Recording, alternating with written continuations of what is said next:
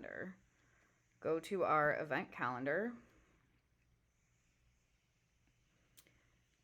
You can click on the event that you would like to add.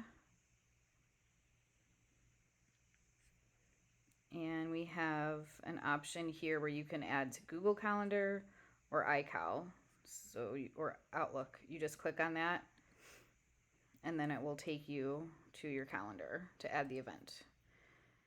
It might seem a little bit much to do that for each event, but at least it'll be in your calendar and you'll remember to attend the event.